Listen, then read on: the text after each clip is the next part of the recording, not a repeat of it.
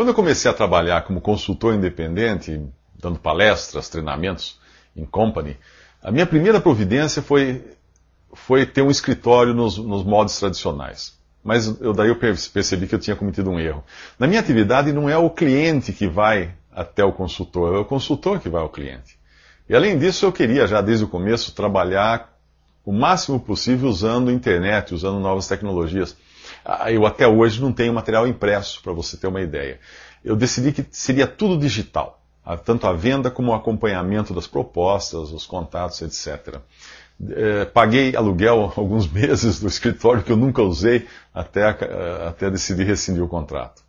Há 30 anos, um gerente precisava de uma infraestrutura imensa para fazer o seu trabalho, precisava de secretárias para receber suas ligações, anotar recados, datilógrafas para executarem suas cartas, memorandos, pessoas para fazerem cálculos à mão ou então em máquinas mecânicas, office boys para levar e trazer correspondência interna, telefonistas para completarem suas ligações interurbanas, lembra disso?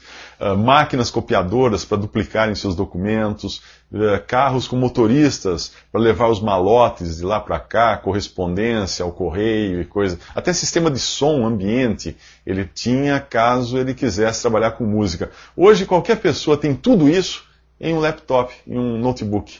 É claro que ainda há profissionais que não conseguem trabalhar sem todo esse aparato e esses serviços feitos por terceiros. Mas a nova geração certamente já trabalha de uma maneira diferente. Outra mudança tremenda que a tecnologia trouxe é a mobilidade. Usando um celular e usando também wireless, um computador com wireless, um notebook com wireless, eu posso trabalhar em qualquer lugar, em qualquer hora, porque numa economia global também não existe horário comercial. Não tem das 8 às 18 na economia global. Um horário aqui é diferente em outro país.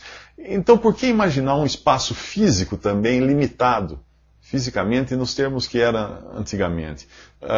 É claro que há situações em que você precisa fazer uma reunião que não seja virtual, por exemplo. Aí entram os novos serviços de escritórios virtuais, que eu às vezes utilizo quando eu preciso. Alugo uma sala por algumas horas na cidade e no endereço que ficar melhor para mim e para o meu cliente, e está tudo resolvido. Existem muitas vantagens, mas eu creio que a principal delas é a redução dos custos. E parte desses custos, dessa redução, é por você não necessitar de deslocamento, de horas perdidas em trânsito, por exemplo. Muitos consultores como eu, que jamais recebem clientes nos seus escritórios, perdem horas no trânsito, indo da sua casa ao próprio escritório, que ninguém vai lá depois também. Essas horas poderiam ser gastas com trabalho ou com lazer. Eu tenho um colega que da última vez que nós conversamos, ele tinha um escritório montado há 5 anos e jamais um cliente tinha entrado ali. Era ele quem ia ao cliente, como acontece comigo e com outros consultores. A principal desvantagem do home office fica por conta do atendimento. Como alguém como eu está sempre viajando ou fazendo serviços externos, visitando clientes, né, deixar o atendimento telefônico para outras pessoas da família ou para uma empregada doméstica pode dar uma impressão de pouco profissionalismo para quem liga. A maneira que eu encontrei de fazer isso foi contratando uma empresa de atendimento, um call center, onde eu tenho um telefone com meu número comercial e uma atendente, uma assessora, que recebe as ligações em meu nome, até faz o acompanhamento de propostas, liga para clientes, para fazer o follow-up, e obter informações, pedir documento e às vezes até marcar algum voo, alguma coisa assim. Hoje você pode terceirizar as atividades de uma secretária, é possível fazer isso hoje.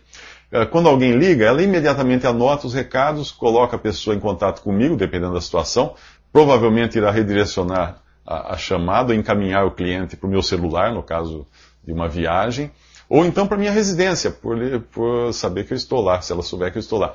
Desse modo, o cliente saberá que eu me encontro na minha residência.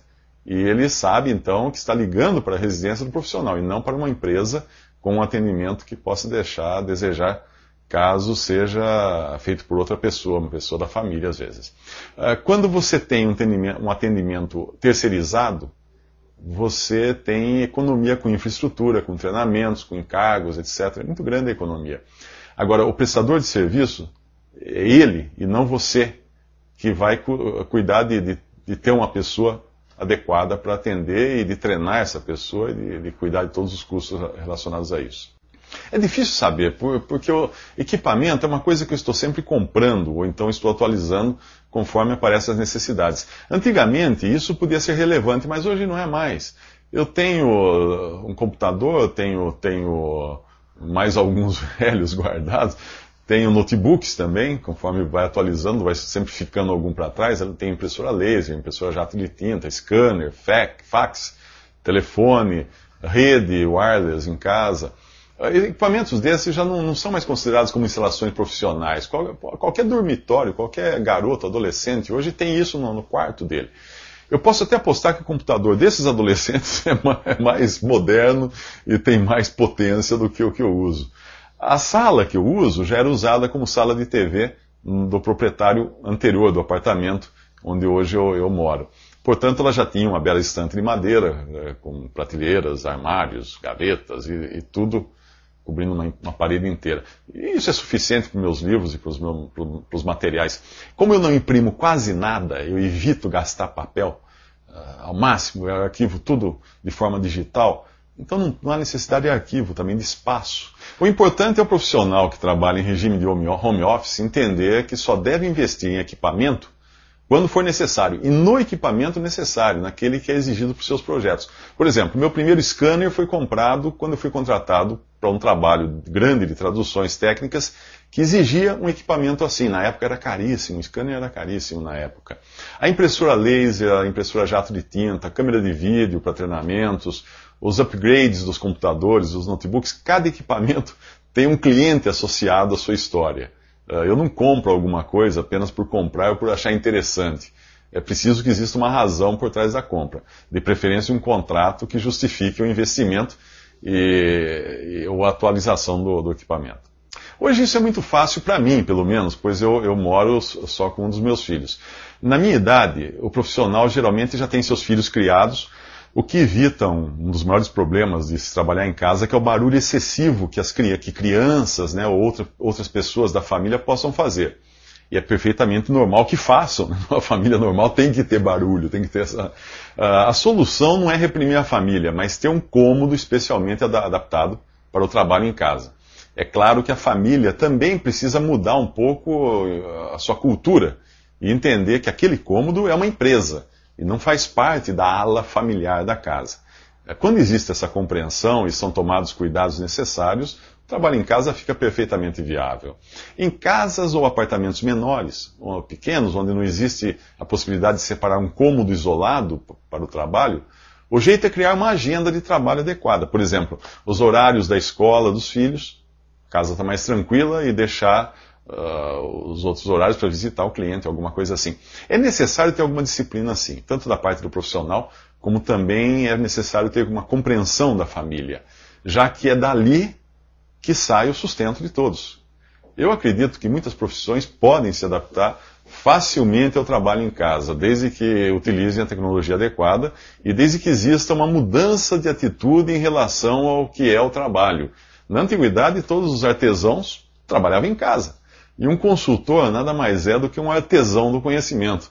É evidente que tem algumas profissões que não dão certo em home office. Eu nunca aconselharia um home office para um médico legista, por exemplo.